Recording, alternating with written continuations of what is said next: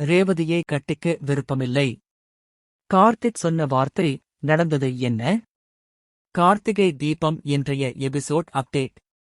கார்த்திகை தீபம் சீரியலில் நேற்றைய எபிசோடில் சாமுண்டீஸ்வரி கார்த்திகை சந்தித்த நிலையில் இன்று சாமுண்டீஸ்வரி ரேவதியை திருமணம் செய்ய சம்மதம் தெரிவித்தால் தாலியை அறுத்துக் கொள்வேன், உங்க மாமாவை அனுப்ப மாட்டேன் என எச்சரிக்கிறாள்.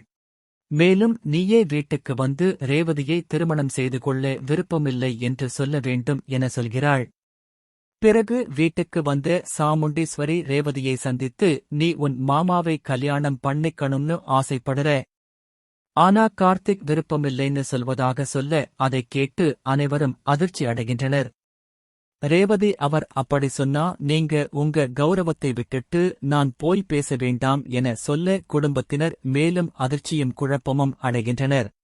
இந்த சமயத்தில் வீட்டுக்கு வந்த கார்த்தியும் ரேவதியை திருமணம் செய்து கொள்ள சம்மதம் இல்லை என சொல்ல ராஜராஜன் மாப்பிள்ளை இந்த அத்தையே மாறிட்டா என்று சொல்ல கார்த்திக் இல்ல, இது சரிவராது என சொல்கிறான். பிறகு கார்த்திக் கிளம்பியதும் ரேவதி சரிவிடுங்கம்மா, இனிமே இத பத்தி பேச வேண்டாம் என சொல்கிறாள்.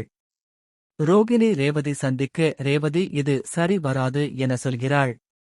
பிறகு தனியாக வந்த ரேவதி கார்த்திக்கு போன் செய்து நீங்க சொன்ன மாதிரி பண்ணியாச்சு என பேசி சந்தோஷப்பட்டுக் கொள்கின்றனர். அதன் பிறகு சந்திரகலா சிவனாண்டியை சந்தித்து நடந்த விஷயத்தை சொல்கிறாள். இப்படியான நிலையில் அடுத்ததாக நடக்கப் போவது என்ன என்பது குறித்து எதிர்பார்ப்பு எழுந்துள்ளது.